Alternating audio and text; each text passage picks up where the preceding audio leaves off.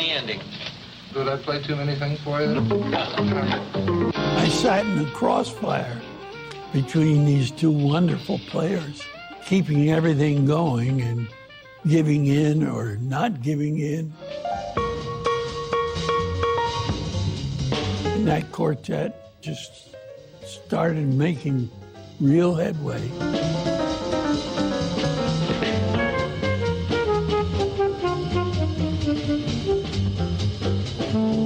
By the time they signed to Columbia Records in the mid-50s, the Dave Brubeck Quartet were one of America's top jazz bands.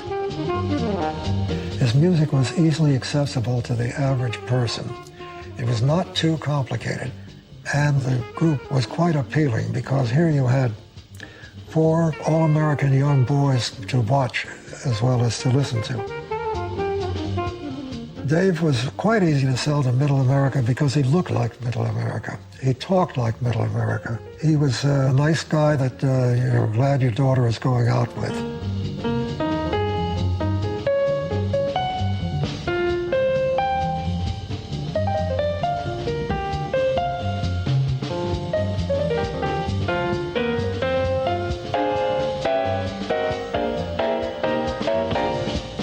As Brubeck's success widened, parts of the jazz community accused him of being not only a sellout, but effectively a racist who diluted black music for mass consumption.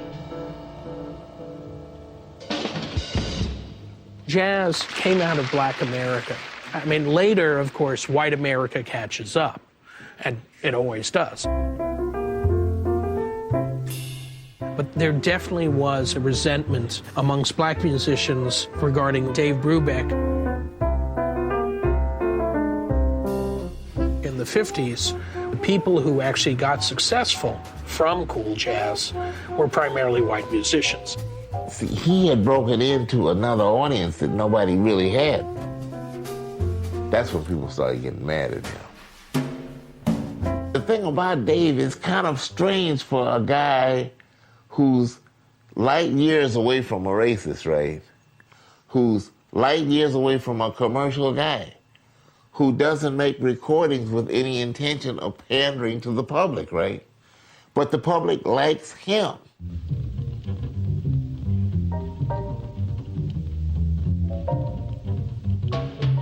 Brubeck himself was more concerned with fine-tuning the rhythm section of his quartet and tackling his ideas about where jazz should be headed.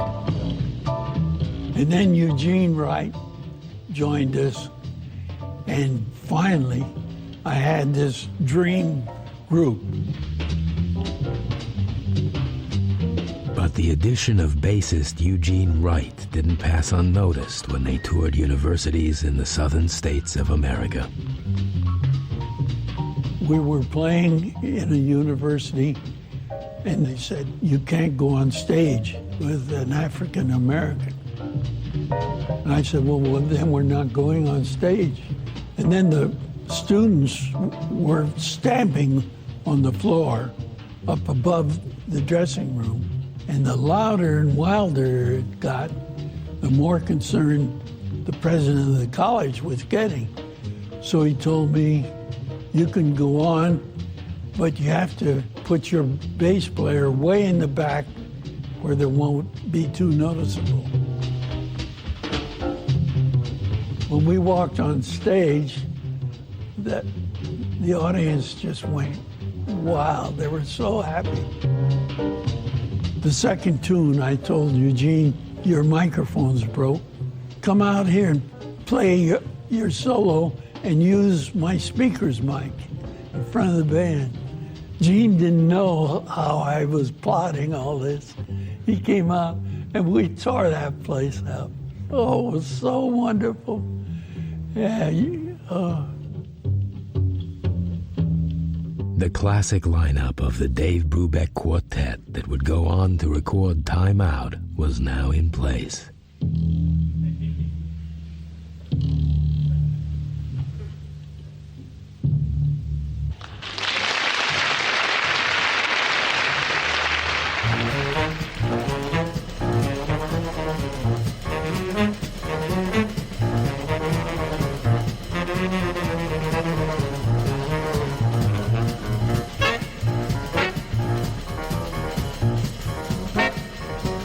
Bass player and composer Charles Mingus saw the question of how to take jazz forward in a different way. Mingus had risen through the ranks, playing in the bands of jazz legends like Louis Armstrong, Duke Ellington, and Charlie Parker. But for the notoriously opinionated and hot-tempered Mingus, jazz wasn't a calendar history of styles so much as an ever-present now.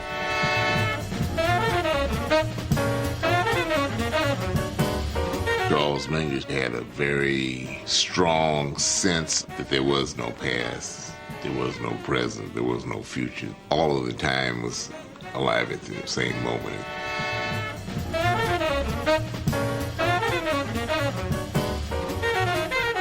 He was a great thinker about music.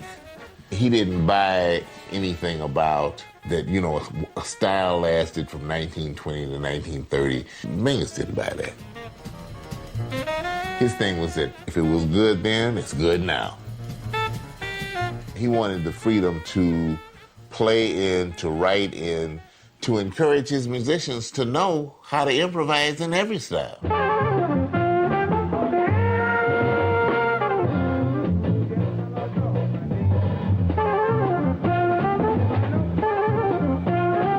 In 1959, Mingus recorded and released Mingus It was one of 4 albums he made that year, not unusual in this prolific artist's long career.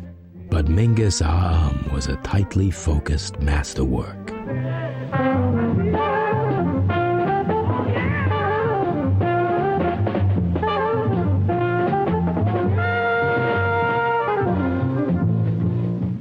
The title of the album sounds like a stutter while he's getting himself together to make his grand statement. You know, what's that about? What's really, really devastating about is the consistency. Tune by tune by tune. I mean, it's Mingus at his best. Mingus was digging deep into that roots thing with that incredible opening track. Better Get It in Your Soul.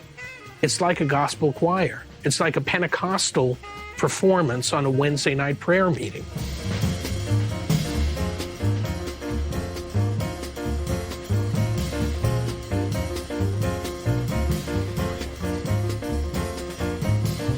But the incredible magic of it is not just the influences. It's how Mingus works it all together and makes it into its own new thing.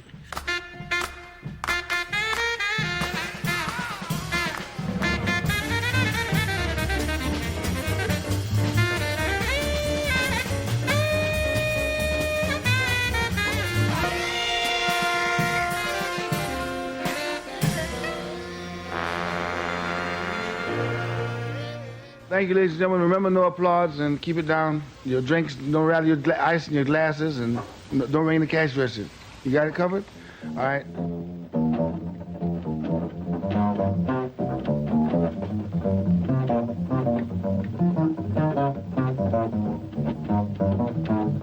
He had these enormous hands, and that made it possible for him to do certain things technically that just other bass players couldn't do. In fact, he was one of the greatest bassists in jazz. Well, he was one of the greatest players of the bass, period.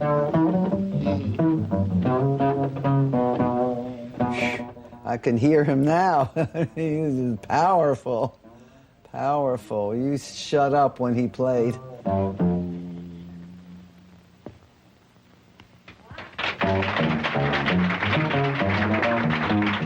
Charlie Mingus was a big man with a big talent and a big temper. And people bugged him in the audience for some reason. Someone did. He got very angry, took his bass, and he smashed it through the light up there and broke it. The light's still there, the Mingus light. That's what it's become.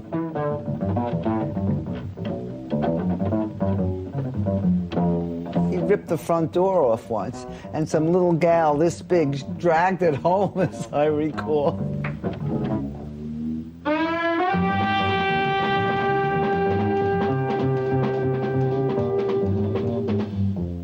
They They say a lot of musicians never played better in their life than when they played with Mingus, because he was so demanding. And he used everything. He used anger, he used insults, he used flattery, whatever he could use. He would fire musicians and hire them back, 20 minutes later. Nothing was out of bounds.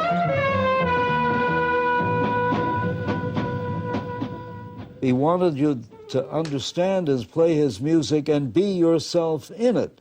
So often on a nightclub stand, he would stop and say to somebody, you're not playing yourself, you're playing notes. I knew that Mingus was playing in this little club on West 4th Street, and I went into the club. There was an argument on the bandstand, they weren't even playing, and I heard Mingus like yelling at somebody, and it turned out to be the piano player. Mingus put his arm inside the piano, and he grabbed the strings and pulled them out with one fist. I said, man, it's time for me to get out of here. I'd never seen anything like that in my life. Well, I'm gonna shoot it.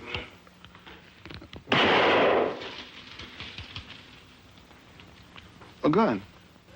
People are always telling me stories I don't want to hear about moments of Charles's volatility or things that took place, and take place they did.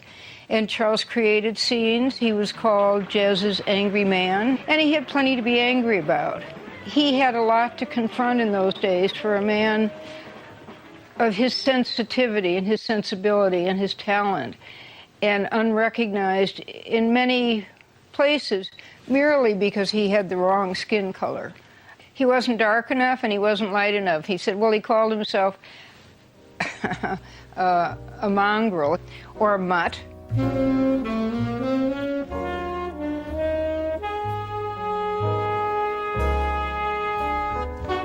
Like many jazz artists, Mingus was an extraordinary player and improviser, but with Mingus he began to assume his position as one of jazz's greatest composers.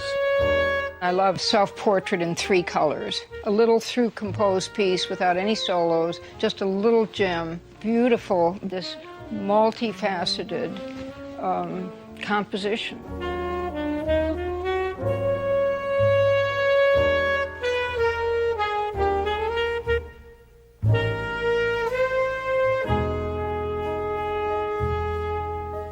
Charles once said that he was, through his music, trying to express who he was. And he said the reason it was difficult is because he was changing all the time. But through his music, you hear the fear, you hear the spirituality, the tenderness, the passion. Everything that he was comes out in his music.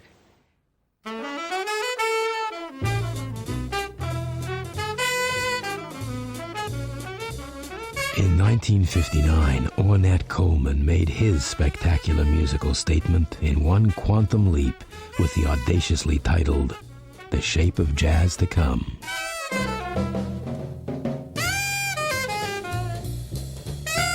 But before he formed his quartet, Coleman, based in Los Angeles, had trouble finding anyone who was interested in his wildly unorthodox music.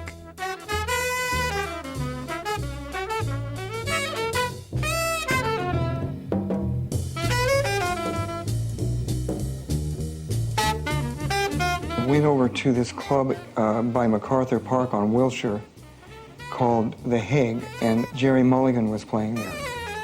They started their first set, and after they began to play, a guy came in and asked if he could sit in. He got up on the bandstand and proceeded to take out his horn, and the horn was white. It was plastic, I'd never seen a plastic horn before, This guy started to play. It was like, the heavens opened up for me, because I saw and I heard something that I'd been feeling.